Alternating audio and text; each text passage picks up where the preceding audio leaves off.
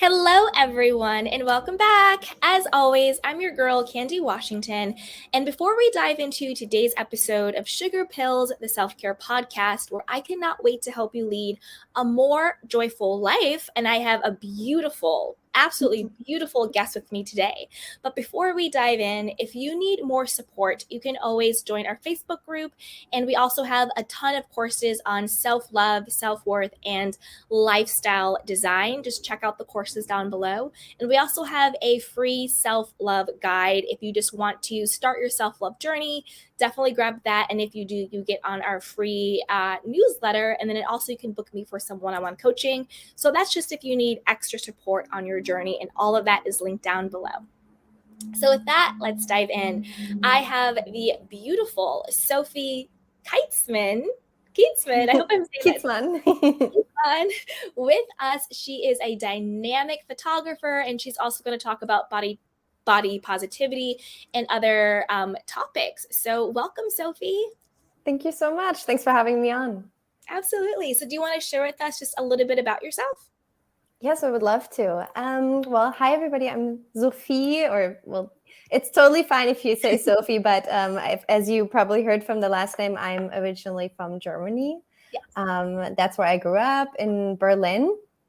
But I went to international school in Brussels for a couple of years when I was very young. So I grew up with a lot of American culture and super diverse cultural surroundings. And I think at one point we had kids from every nation in the world in that school.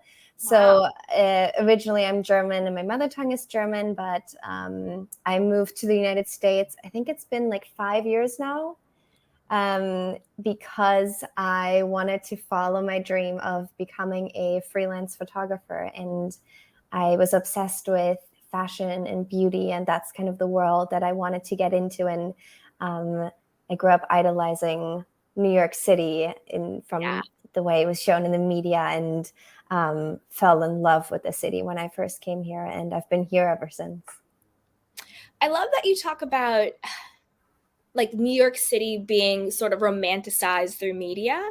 And I feel like that's what you do with photography. You know, you can romanticize a person or an idea of a story through image or video. So how do you do that with, you know, your photography and your images? How do you create the essence of a person or a place? Well, I think photography is always a platform that uplifts people, ideally.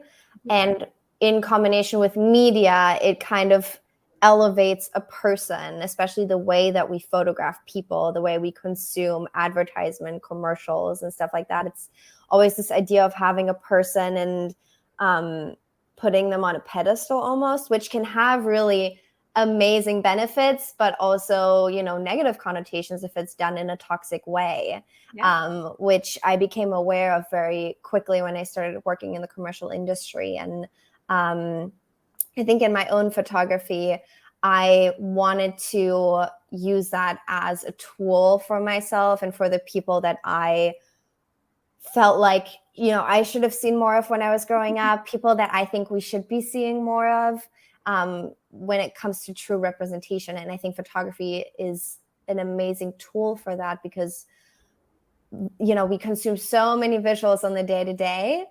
And if we can see people that we can identify ourselves with, even in their like perfect imperfections, that's like a great platform. And that's a great, you know, I think that's like the positive side of romanticizing or empowering somebody visually. Yeah. And do you want to talk more about representation in media and in photography? Because I think, like for me, when I think about representation, I think it's beyond the image and seeing it. I think it's you know, like you're the person who's the photographer, you're the executive, you're the boss, you're the director or whatever that actually represents the target audience, if that makes sense. Because I know, like when you think about different advertisings, like what happened with like Kylie Jenner and the whole tone deaf thing with Pepsi, and it was like giving it to like a police officer. That was really weird. I know Dove has had some real tone deaf advertisements and things like that. And I think what it boils down to is that the people at the top don't actually represent the audience that they're trying to market to. And then that's where there's that disconnect, you know? So what do you think about representation, and how do you define it for yourself? I think that was a great example. I think right now we're in this stage in the industry where for the longest time, you know, it was so one note, one type of person, one type of woman, one type of body, one type of skin color, one type of age, that was put on a pedestal in order to create this kind of commercial ambiguity almost, where, you know, oh, if you buy this product, you'll be a little bit closer to this person that is special somehow. Right. And then that shifted because consumers, you know, were really getting tired of it, and we were starting to recognize the toxicity that it was creating in the pattern of our societies and our you know, societal structures. And then, you know, the consumer kind of, now we want to see people that make us feel good about ourselves, and brands were catching on to that. But they had, you know, the especially the commercial photography industry is such a huge machine, if you want to look at it that way. So many brands, so many organizations, so many agencies. There are these like old ancient machines, like well-oiled machines that have established themselves in this like hierarchical structure that works really well for them, and where they have been able to hold a lot of power over so many people for so long.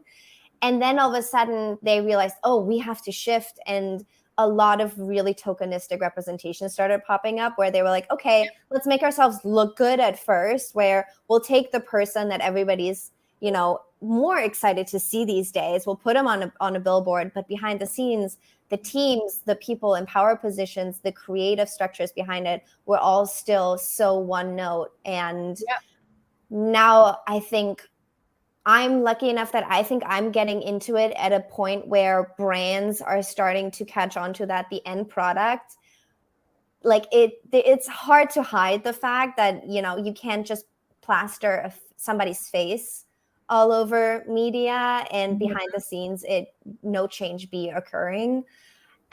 So I think I'm really lucky that now I work with a lot of brands that understand that diversifying the creative team is just as important, you know, because when you think about it, like imagine being a model on a commercial set for a campaign. You're standing in front of the camera. Well, the thing that the consumers don't see is that like in that room, there's sometimes like up to 80 faces staring at this person and working around this person. And all of that creates a sort of tone in the room. And I think ultimately the way that the images are being created, the way that the person feels while they're being photographed, and the whole production of the end product, which is the campaign, really reflects literally every single person in the room. Like I started to realize that a couple years ago, where, you know, from the person that does the nails to the art director to, you know, the way the agent is treating their models, like all of these people have an effect on what we end up projecting into the world that thousands of consumers end up seeing, sometimes millions of people. And I think that's where the real shift shows up, in order to then have a different effect with the images that we're putting out in the world. No, 100%. And there was a lot of, you know, like actors and models finally speaking out, where they would go on set and there was no hairdresser who knew how to do black hair. So they would always have to come and do their own makeup, do their own hair, because the makeup artist didn't know. They didn't have like the shades for their skin tone, or they didn't know how to work with their hair and things like that. And so they always felt kind of left out. And these are like, you know, working actors, working models all the time. And they're like, yeah, there's nobody on set that can understand my skin, can understand my hair texture, can understand me.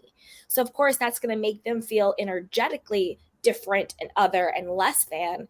And then that will also come through the image or the video. And I agree with you about the toxicity of images sometimes.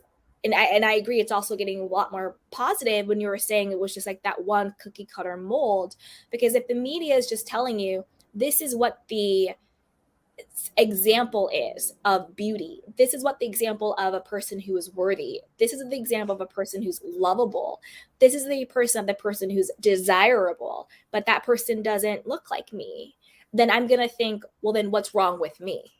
Yeah. So now I'm going to go and I'm going to buy that product. I'm going to buy that book. I'm going to buy that hair straightener. I'm going to buy that whatever, because I'm trying to look like this, because what I'm really trying to do is to be good enough to be loved, right?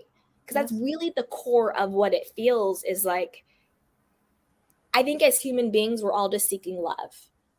Yeah, and we want to be included in the herd. You want to be included. You want to belong. It's like I want to be good enough to be loved, and I want to know that I'm accepted and that I belong. It's like that longing to belong.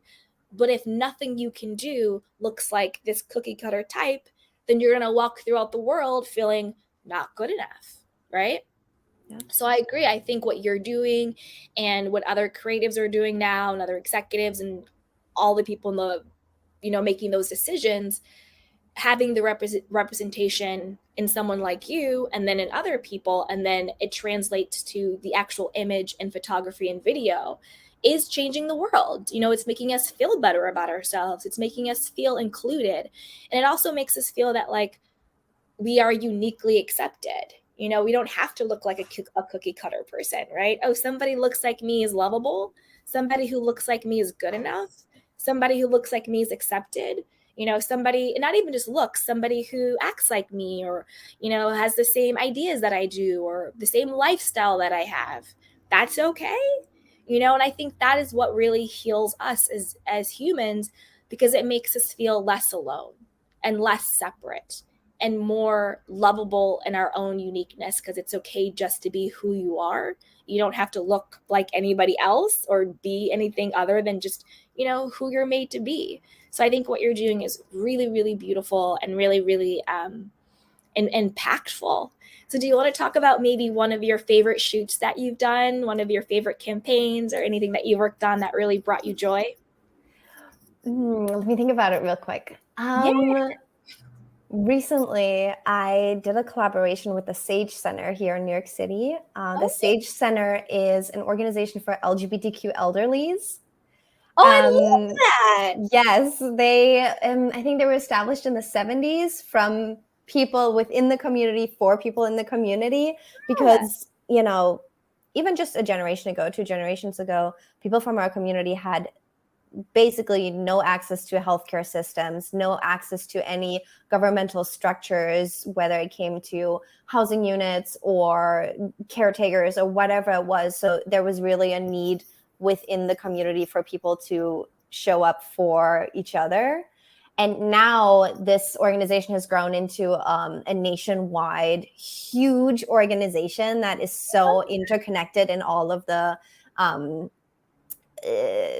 what's called like the social structures, and they have housing units, soup kitchens, they do teaching classes, they have volunteer systems for buddy systems where you can go in and spend time with the elderlies and stuff. And I kind of found them by accident because I didn't know it was an elderly center, and I showed up one day with a friend for an event and they were like, "You're not exactly 60 plus, But I was standing there, and at the time I had like a buzzed head and bleached hair, so like white hair, and there was this older lesbian woman standing there, and she had the exact same haircut but naturally white. I love it. And she was like, "I love your hair," and I was like, "I love your hair." And I was standing there, and it was that interaction where I was like, "Oh, I don't have any people in my life from my own community that are older, that are significantly older than me." And that's kind of what really drew my attention to them. And I started, in their volunteer section. But then I was kind of thinking about it. I was like, what else can I volunteer? And I was like, oh, you have a skill, like you have a profession. So I reached out to their PR marketing person and kind of started there and being like, whatever you guys need, like I'm here, and this is something that I have to offer. And we ended up doing a project that's kind of an ongoing project where we would go in. This was right after the pandemic, because it got postponed for like 2 years, because they had to shut everything down publicly, which I imagine must have been very isolating, especially for the elderly people there. But then we finally ended up being able to go in. They have a housing unit in Manhattan, and then they have one in the Bronx, and I think one in Prospect Park or Greenpoint. So we would do like an outdoor setup so that it was COVID safe, and the elderlies would come, and I would photograph them either alone or sometimes even with their partners.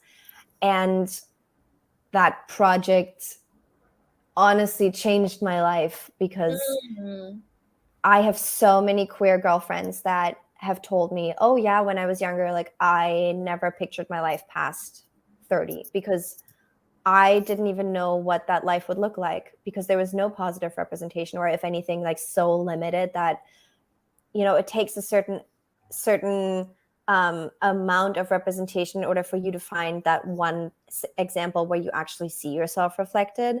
Yeah. And I had a really crazy moment too when I was doing the photo shoot.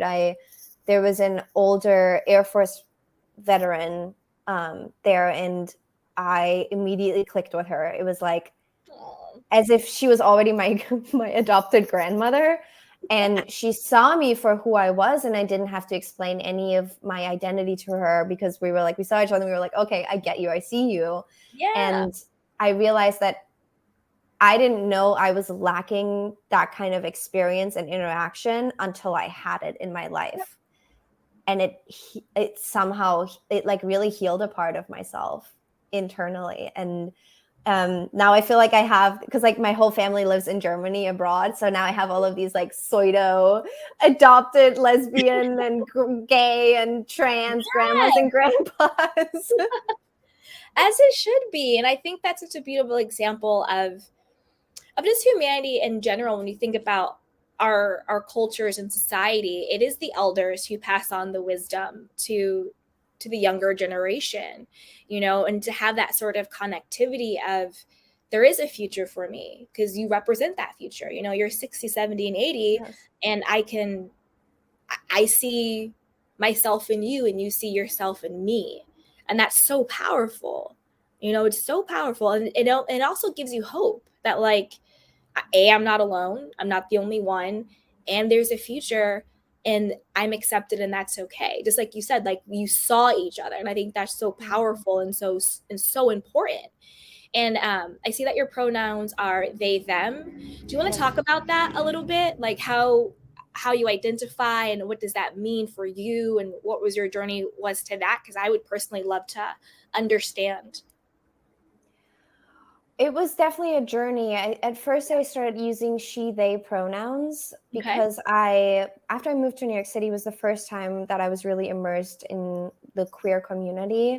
I personally came out as gay after I moved to New York City. And for the longest time back in Germany, I was living in straight relationships. I was really straight presenting, because I had no access to that part of who I really was. It was not how I was raised. It was not the environment that I found myself in. Again, the thing with representation, I didn't see any representation of who I could possibly be. And that was a very painful time for myself, because I cut myself off from a lot of parts of myself, and I denied myself a lot of facets of who I am, especially, for example, when it comes to masculinity. Like I was only embracing the feminine aspects of myself, because it's what I was taught was acceptable in society, what would keep me safe, what would ultimately make me lovable, like you said earlier. And then I moved to New York City, and all of a sudden I, for the first time in my life, was surrounded by women and queer, non-binary people that were so empowered in being open and proud and honest with how they perceive themselves internally. Mm-hmm. And making that visible on the outside, and choosing language that felt affirming to them, whether that's pronouns or adjectives that you use to describe somebody. Not every woman wants to be called pretty. Some people love to be called handsome, things like that. And it really opened my mind up to different possibilities. And around the same time, I started modeling, actually. And I got signed to this really amazing modeling agency that has a gender fluid board, and they're super diverse, super inclusive, and very protective of the integrity of the identities of their talents. Yeah. Because it's such a vulnerable position, and sometimes you never know what kind of set you're going to walk in on, and if people are going to be at all educated about how to hold space for different identities. Mm-hmm. And it was that's kind of where it started for me, where I was walking into rooms where I realized that there was a lot of ignorance towards identities, and there was just like, I would walk in and so many assumptions would be made about you right away, just off the bat, off of what they saw on paper about you, or even just you walk in, you have a pretty face, oh, here's your pink lipstick, those kind of things. And I really felt like I needed a language and I needed a statement about who I perceive myself to be in order to be seen more and recognized more. And using they, them pronouns, or using gender neutral language made me feel safe in those spaces. And I know there's a lot of different reasonings behind people identifying either as non-binary or using non-binary pronouns. That's kind of how it started for me. It's a difficult thing for me because in my mother tongue, there isn't even the language for non-binary people, really. A lot of people in Germany right now, they're reverting to the English language when they try to talk about their identities, because they, them in German is the same as she, her singular, and she, her plural is the same. Wow. So they're really trying to figure that out, and language is so powerful, and very powerful. I think I'm lucky enough where, I live here and my community is here, my chosen family is here. So it felt like an easy choice to make. It's a little bit of a different story when I go back home, that's something I'm still trying to figure out for sure. Yeah. And it's funny because when you said go back home, I know you're talking about Germany, but I think it's actually a metaphor for a lot of times when we feel that, and chosen family as well, when we sort of leave our nuclear family and we step out into the world, and we can become who we actually are, without criticism or judgment or feeling like it's unsafe. Because a lot of times people going back home, even like in the States, it's unsafe. They can't be home and they have other chosen families. Like there's a lot of, queer or LGBTQIA or non-binary, individuals who their homes in the United States aren't safe. So even going back home, it's not safe to talk about it, but when they step out of it and they have their chosen family, it is the place where they can be who they are and feel safe and feel seen and feel validated and accepted for their, uniqueness of being their own individual human being. So I think it's really interesting, the home and the chosen family language, whether it's a country or whether it's Texas or down the street somewhere, you never know. No disrespect to Texas. The home within ourselves too, isn't it? And also the home within ourselves, 100%. Because I also think a lot of times, whether it's identity or sexuality or race or gender or whatever the case may be, you're 100% correct. Sometimes even our home within ourselves aren't safe because we haven't learned to love ourselves and honor ourselves and validate ourselves. And that's why the work we do with like self-love and self-care is so important, because it's a return to home within yourself of I am okay and I am enough. And I think sometimes the hardest person to convince to accept you is yourself. Absolutely. Oh my God, 100%. Yeah. 100%. I've been saying recently to some of my friends when I talk about healing, a lot of the experiences I've been making over the last couple of years have felt like a homecoming. And I actually do use that word, it's like you walk yourself home because you go back and you pick up the parts of yourself that you once had to leave behind because it was the only way you understood to keep yourself safe. But then, now we have the power to look back and realize that doesn't serve us anymore, and that it leaves us compartmentalized within ourselves, Yes. And nobody deserves to have to do that ever. No. And it's like you were saying at the very beginning that, you had to shut down different aspects of yourself, and you were only allowing yourself to, partake in like feminine things about yourself, but not the masculine things and other aspects of yourself. And if you think of yourself as a home, you should be able to open any door and walk into that room, walk into your Yes. masculinity, walk into your femininity, walk into your duality or whatever it is, and have that room be a safe room in your house too, to go and play in and explore and try new things. So I and speaking of that, how do you define masculine and feminine energy, or just how you feel about the two different things, or how do they work together? I don't even know if I have an answer to that. It just popped in my head while we were talking. You know what? I don't know if I have an answer to that either. Either, yeah.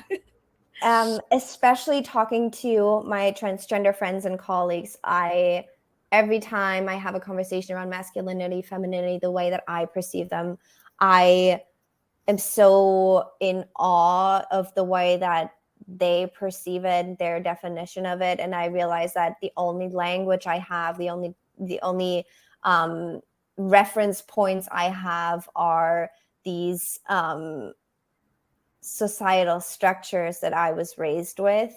And, like the things that we typically define as feminine and masculine, or at most maybe recognizing like my parents' inner children within myself. So like the little boy that my father was, I can somehow feel within myself. The little girl that my mother was, I can find within myself, because a lot of the ways that they operated and the way that they raised me and the way that they taught me love and existence in our societal structures came from their own inner children as well, and the way that they learned to fit in and be certain parts of who they had access to within themselves.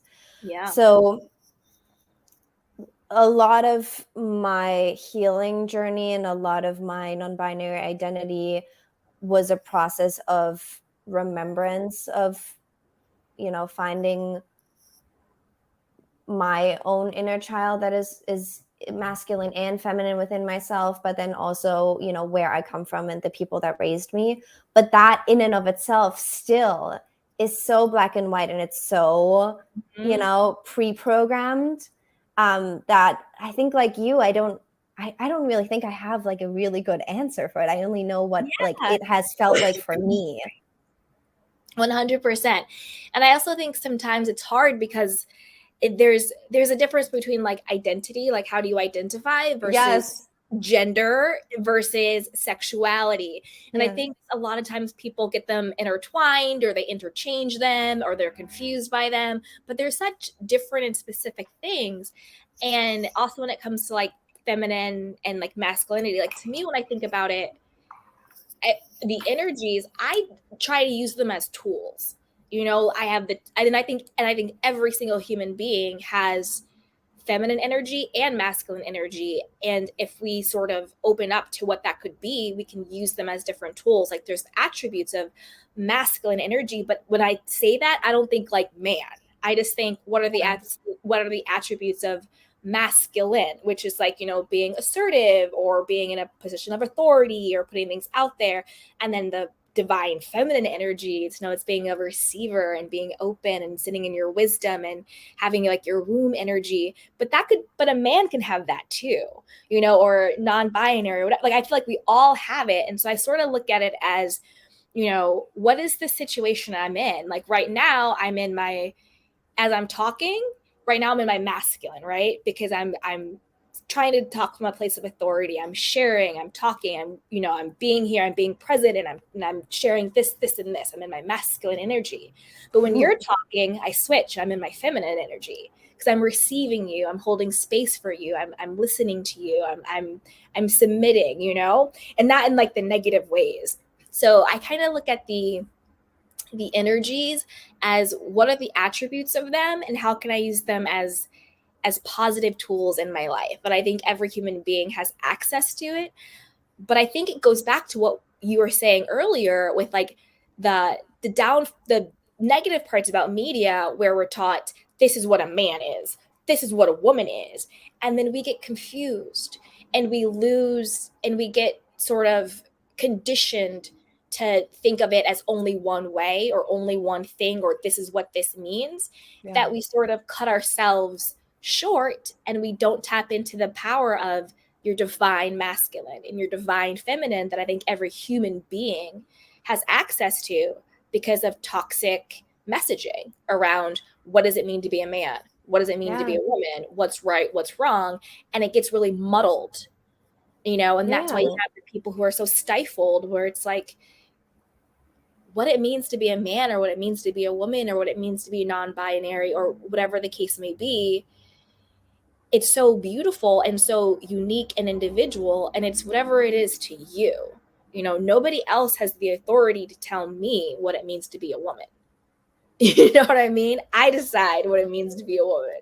I get to decide how I express myself, Yes, absolutely. And like the more we can undo a pre-programming of that perception, the wider that experience can become. It's so funny how you were talking about like as you're speaking versus as you're listening, because recently I've been doing more speaking engagements and I find that I become the best listener when I listen from my inner child. And my inner child, I don't perceive gender when I tap into that. I perceive like pure curiosity. And it reminds me of, middle school in Brussels, where I was meeting children from all over the entire world. And I think of that time kind of as the pre-stage of me truly being conditioned into the type of woman I was raised to be. And we start that so early. I think I heard something like, it starts at like 7 or somewhere between like 7 and 11 years old, where we children start mimicking the constructs of feminine, masculine that they're being raised into. Mm-hmm. But I'm really trying to undo a lot of those things. And the more I do, the more I find that I'm capable of providing space, of receiving a person as whoever they are, whoever they might be. And of course, that is an ever like a constant process that I don't think I'll ever be done with in my life. Even, due to my own scars and my own trauma that I experienced, there's so much preconditioning there as well, that taints that.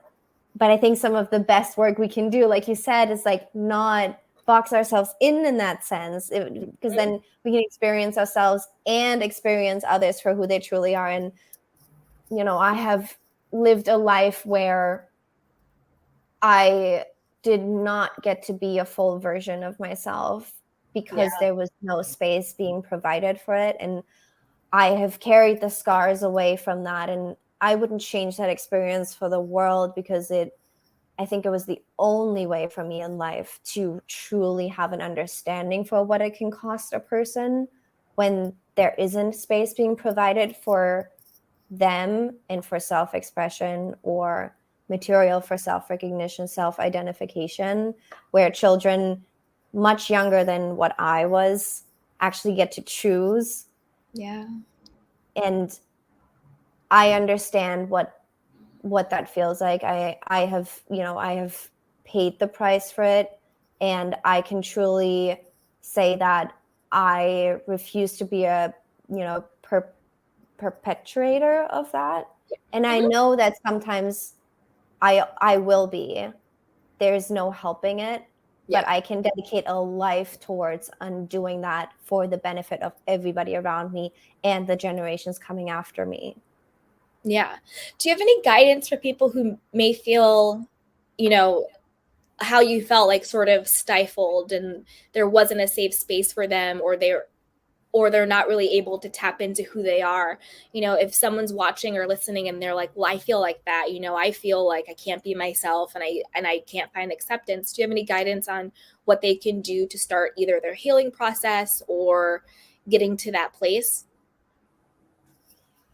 One of the things that really helped me back then, when I was experiencing a lot of pain because of that, was that knowing that the things that hurt us and the things that cause us pain, they don't feel right for a very specific reason, and they are the best indicators towards who we truly are at our core. And that indicator can't be wrong, because you know that those emotions, you're not imagining them, you know, that pain, those experiences, that it feels truer than anything else, in the most negative, unpleasant way, of course. But ultimately, later on, I realized that they were the true gift that actually helped me get out of that, was because they reminded me, they were pointers towards who I have always been and who I never was capable of being. Mm-hmm. And that nobody can take away from you. And that was something I hung on to for a long time. Yeah. In order to kind of dig myself out of that place. Yeah, and I agree. I think that sometimes the pain can definitely be an indication of trying to point you out of the wrong direction. Like, it hurts, go away from this, to go to who you truly are, to go to who you truly are. So I think if people are experiencing that, I think, just like you said, a lot of things, like, one, you could reach out to maybe like a therapist or a counselor, even a spiritual guide or a religious person, if that's what people believe in. There's all types of ways to get help and to get someone to talk to.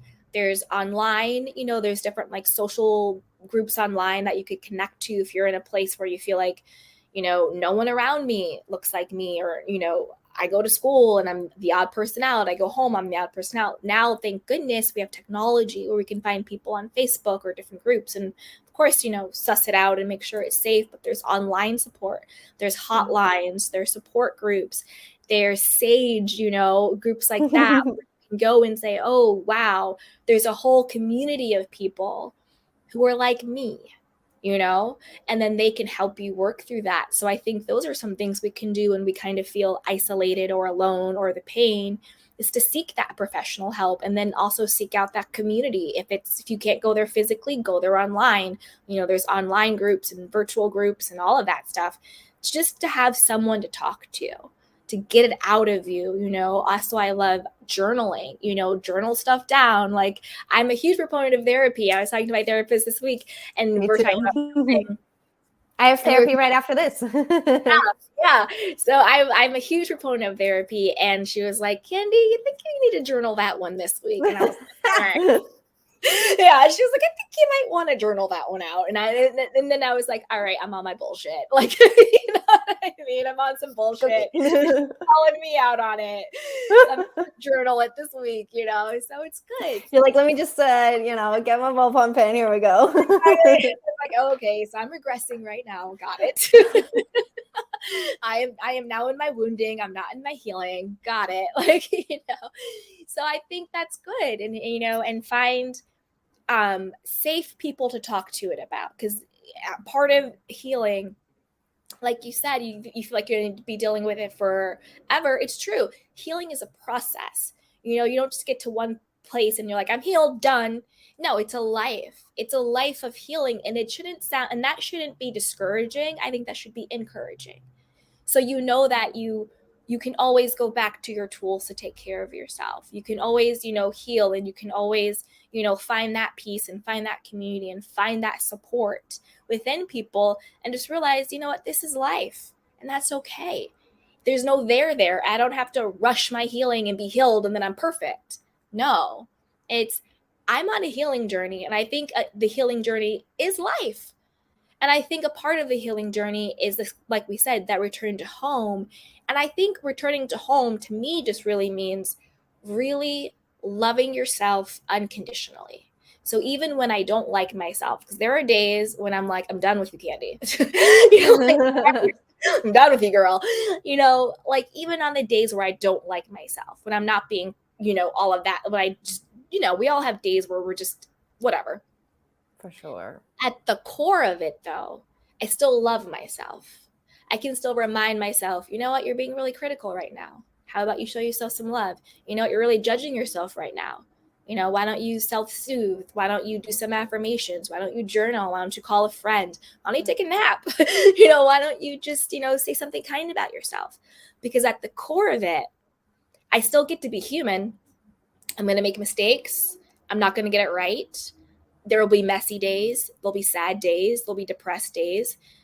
But then there'll also be joyful days and happy days and loving days and all of that stuff. But at the core of it, if I really truly love myself unconditionally, I think that's really what it's about. That, if I identify as woman, great. As man, great. Non-binary, great. Cool, whatever. But at the core, I think we all are just divine beings. We're a part of essence or consciousness or whatever you want to call it. And that's identityless. That's formless.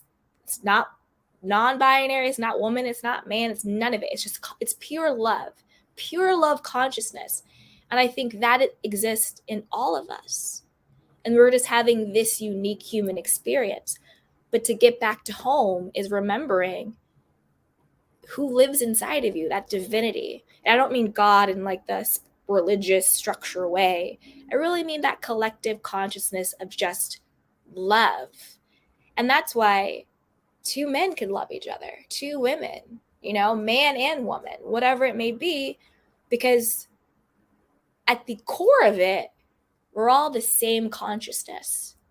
And that's really what it's about. That's why you get a feeling about somebody's energy, somebody's essence. You fall in love with their soul and their spirit, because we're all from the same. But it's the illusion and it's the programming and it's the toxicity that makes us think that we're separate from each other and that we're divided from each other. But there's really no separation. We're all the same. And I think we're all trying just to remember that. And that's what the journey is. That's what I think, at least. Yeah. I think that too. I think that too. Absolutely. Yeah, absolutely.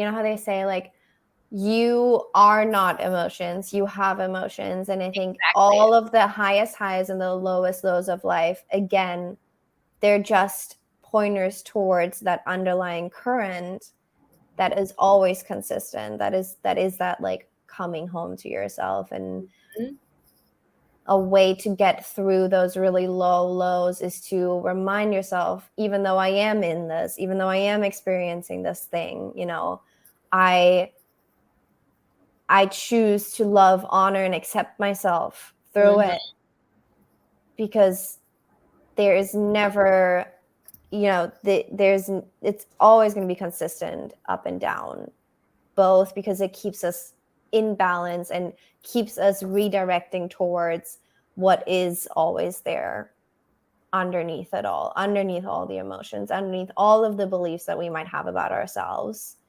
And that, to me, is the biggest comfort that I have come to know in my life, No, I agree with you. And it's like you said, you're feeling your emotions aren't you. You have your emotions. And I used to struggle with, I used to be very, very codependent. So I really struggled with my own humanity. I struggled with being like, this hurt me, or I am angry, or I don't like that, or saying no. And then I had to learn that, like, I have my feelings don't have me, that I can be angry. It doesn't mean I'm going to become an angry person.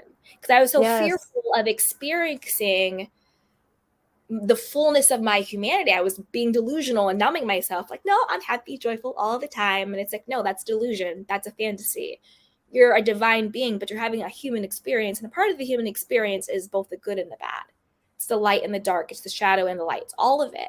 So you're allowed to feel all of the feelings. You're allowed to say, I'm really pissed off. That really hurt me. Or I'm angry. Or I feel embarrassed right now. Or I feel shame right now. Or I feel guilt right now. But then knowing that you have the tools to work through it, to identify, well, why do I feel ashamed? Why do I feel embarrassed? What's that about? And then work through it to get back to, nope, I'm intrinsically valuable. I'm lovable. I'm worthy. I'm enough, blah, blah, blah, blah, blah, blah, blah. Just know that you have the tools to work through all of the emotions and the feelings. And a part of being an evolved human being is allowing yourself to experience all of it, like the entire rainbow. You just don't want to see I don't know, yellow. You want to see all of the colors, right? Yeah. And that's what it's like. That's the part of the human experience. You want the whole spectrum of emotions. You can't just say, I only want the happy. Well, then you're numbing yourself out to everything else and you're not actually happy. Because, you can't have the rainbow with only one color,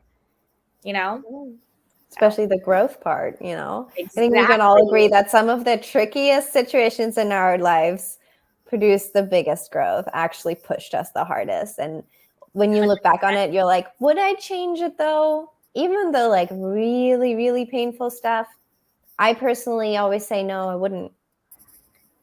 I would change some stuff. Okay, well, let's journal on that one too. Exactly right. Candy, you need to journal that.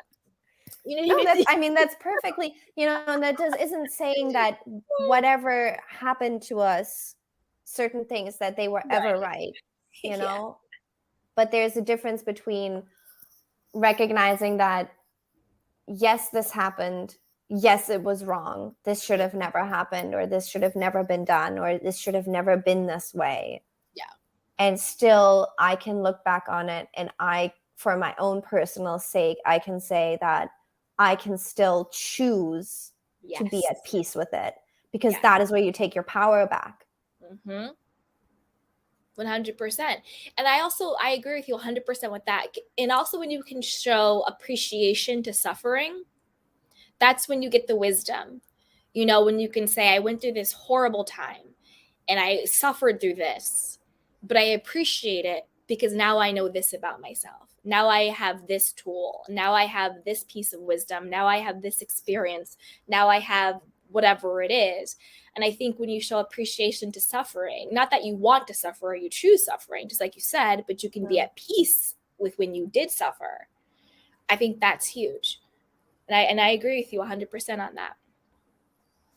For a long time, I always said my deepest moments of suffering in my life have taught me the most truthful things about humanity, and have opened my eyes to huge aspects of what it means to be a human, not just within myself, but within all of the people around me. And ultimately, it made me connect on a level that I would have been incapable of had I not made that experience. And this might not be the most enlightened way to think of it sometimes, but this helps me sometimes, is that I think, okay, some of the people that maybe hold a little more privilege than me, the privilege of not having made certain experiences that I was pushed into due to my own identity and my own positioning in the world, what I have on them is that understanding of what it means to be a human, because I see it in other people that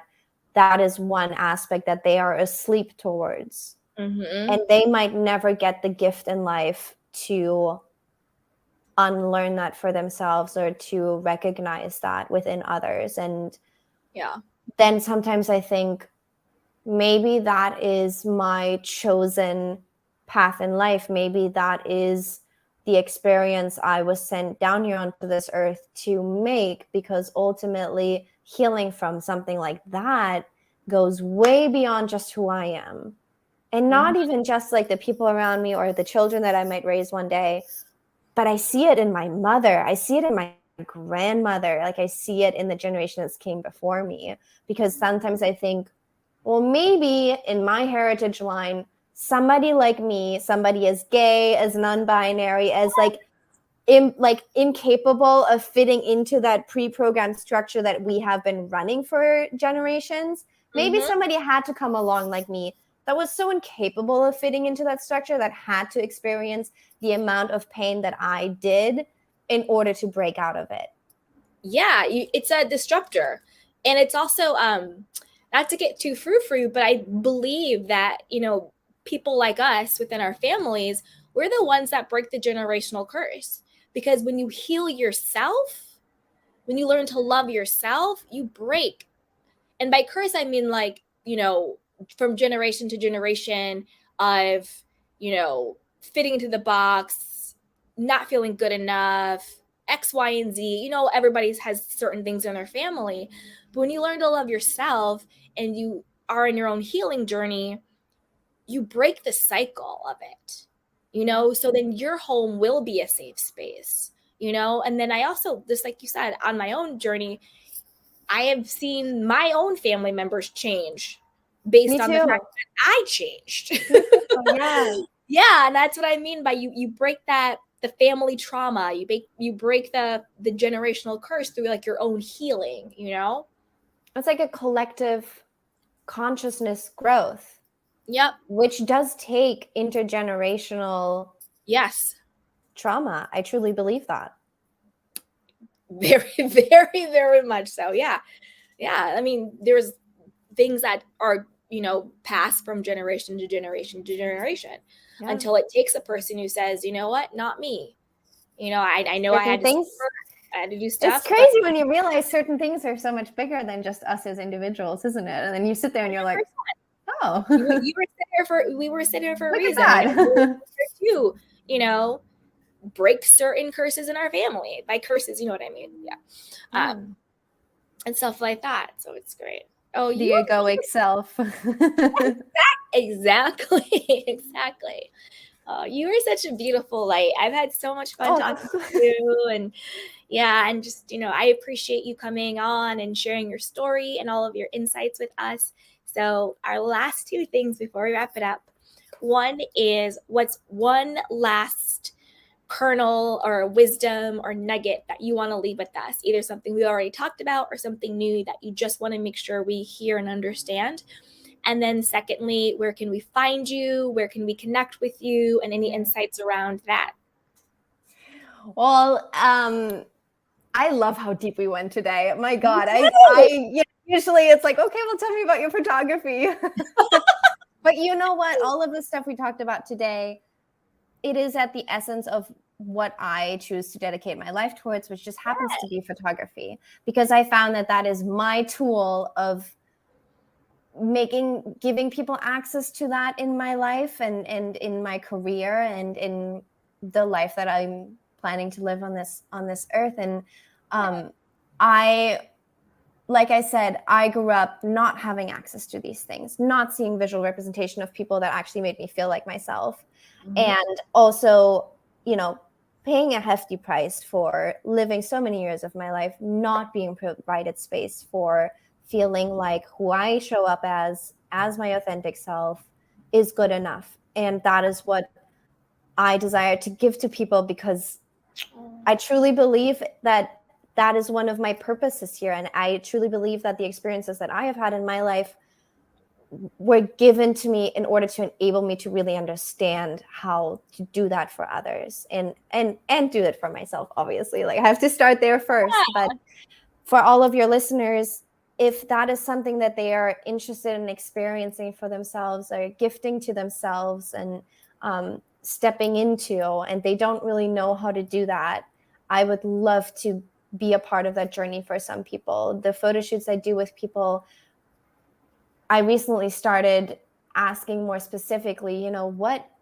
really did change? And it ultimately is not just that they experience a space where they feel like they can be good enough, they can step into a visual empowered self of themselves. How, you know, having photographs of yourself where you can look at yourself and you recognize that you're allowing yourself a wider definition of who you are and having it visually documented and captured can have a momentous impact in how we show up in our day-to-day life, how we show up in our businesses, whether you're an entrepreneur that is starting their own business. Having images where you see your power reflected back at you has an immense power.